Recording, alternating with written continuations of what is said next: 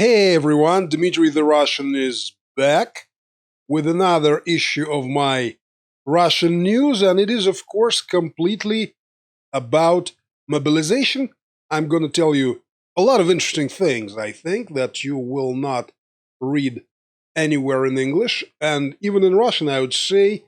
I use a lot of local media, not just major newspapers, lots and lots of interesting things. First off, about that exodus of young Russians from Russia.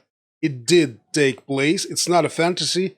When Alex Christoforou is laughing about it, no, it was true. I'd say probably 100 to 200,000 Russians, young Russians of age eligible for conscription left, some in panic. But now it is over, and report from Georgian border, from Mongolian border, and from the border of Kazakhstan.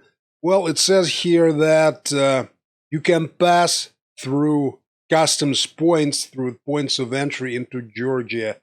Really, there were huge lines for the past 2 weeks, starting with September 21st. Now it is all free. You can go in. No control. No one's trying to grab you and mobilize you.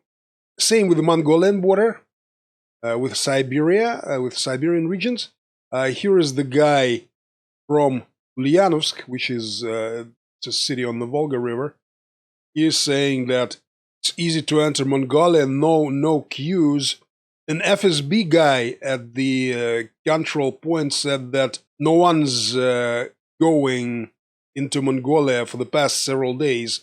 There are no more lines, so it's all pretty much free. And it says here that Kazakhstan is similar. So the exodus is over. The thing about it is that it is a repetition of what happened in March this year. The exact same thing happened. There was a huge number of people who left Russia, and about 80% of them returned to Russia within the next 2 months. I suppose that in this case, it's not going to be as fast, but consider this. The vast majority of these people, they will have no means of surviving outside of Russia. They won't be able to find a job, or they have no savings, they have no money to live on. So the only way is back, and I'm not sure, I'm pretty much sure actually, that it's not like, they're going to be all thrown into jail or something. No, probably not. They can use criminal code against them. They can.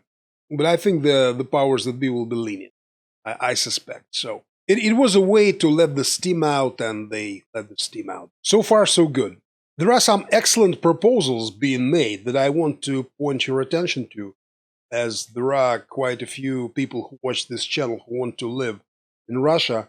And this is very important, I think. So, for example, one of the proposals, and it's being discussed at the moment, is to conscript those residents of Central Asia who received Russian citizenship in the past 10 years, because they can be conscripted only up to 27, and raise the age of conscription for them up to 45, So they can prove that they gotten a Russian passport, not just for welfare reasons and for economic benefits, but they respect Russia, follow Russian laws, and they are model citizens. So it makes perfect sense to let them prove it by deed. No other than the head of the Council of Human Rights with the presidential administration. There is a guy with this title in totalitarian Russia. He proposed the same thing, to raise the age of those who recently got their citizenship, raise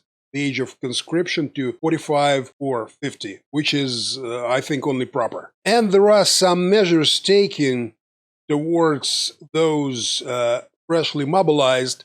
First of all, they will be allowed to continue their businesses. They will be allowed to retain the status of individual entrepreneurs, which is the most commonly used status for Russian small to medium business. That's very important, I think. Another great law, and I really appreciate it, it shows you that banks in Russia are not all powerful. The Duma, the parliament, passed a law which grants credit holidays for the mobilized.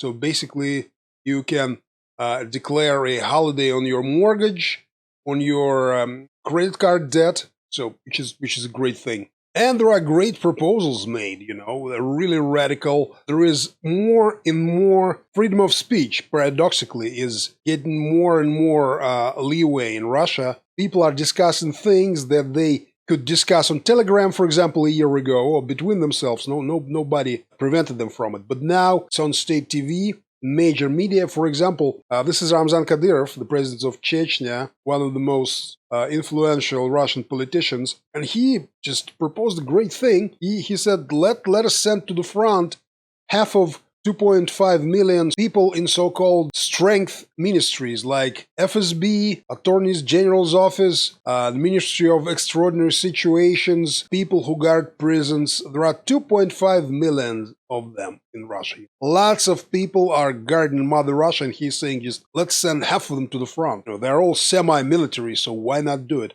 Very good proposal. I completely agree. There are just too many of them. And there are, of course, lots of scandals of all types having to do with mobilization. This guy is a Russian rap star. They nicknamed Timothy, even though his last name is Yunusov, he's Tatar. He kind of sort of looks like a black, right? Like an African-American. So he makes use of it. So he is quite pro-powers that be. He was in some commercials for the mayor of Moscow. So now, of course, in the social media, people are targeting him with sarcasm and asking him when is he going to be, is he going to be drafted? Is he going to go to war? And he is saying that I'm in Moscow. I'm not planning to flee or anything like that. I haven't gotten a note from the military commission. So if I get it, I will do my duty and all that, but it doesn't sound very convincing. So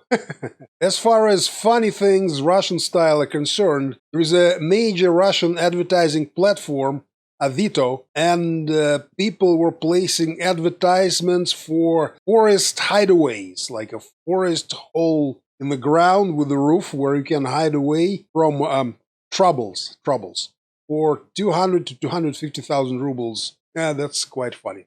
That's quite amusing. So it's about $4,000 they're proposing to hide you away in a forest. And let us, of course, show you some live footage from military barracks. It's quite strange, actually, because they do not allow smartphones in those barracks. So this guy, he made a vlog about life in the barracks. Yeah, I don't know how he made it. Probably it's the Ministry of Defense helped him or something. I don't know. But let's see what he's got to show. Каменск-Уральский, всем привет! Я Иван Птицын, нахожусь в городе Екатеринбурге, воинская часть 22316. That's his mobilization note.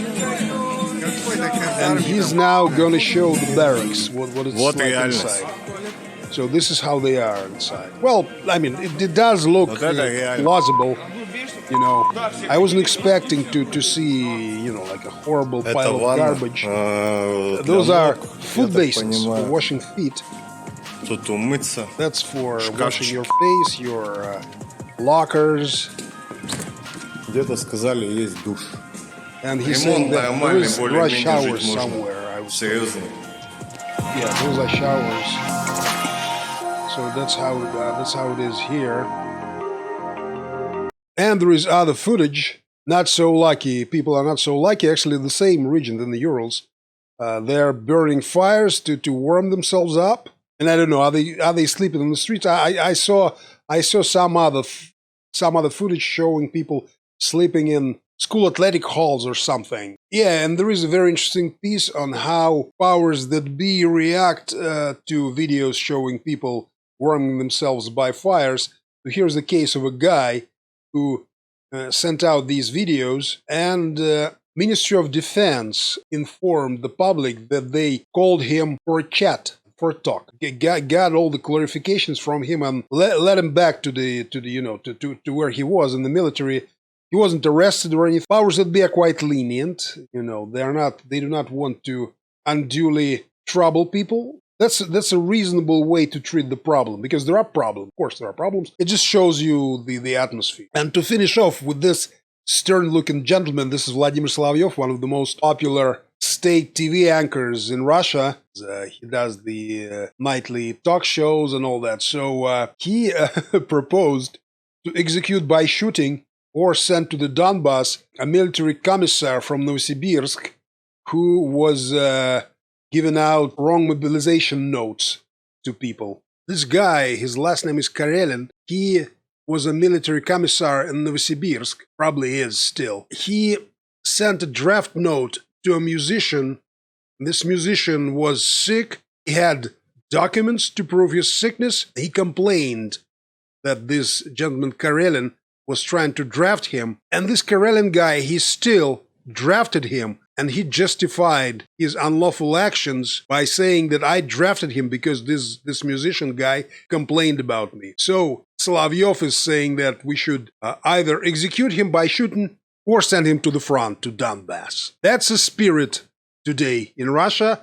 Lots of criticism, lots and lots of criticism against the state, against state officials.